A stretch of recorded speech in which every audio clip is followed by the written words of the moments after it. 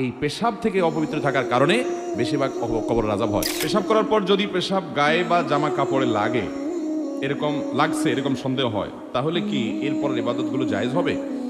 দেখেন, পেশাব করার পর সুইয়ের আগায় যে পরিমাণ পানি থাকে, সুই আছে না, সুইয়ের মাথায় যেরকম পানি থাকে ওইরকম ছোট ছোট ছিটা আসে না কিছু, এগুলো যদি আসে 2-4-5টা বা এরকম ছিটা যদি আসে আপনার কাপড়ের শরীরে, নাপাক হবে না।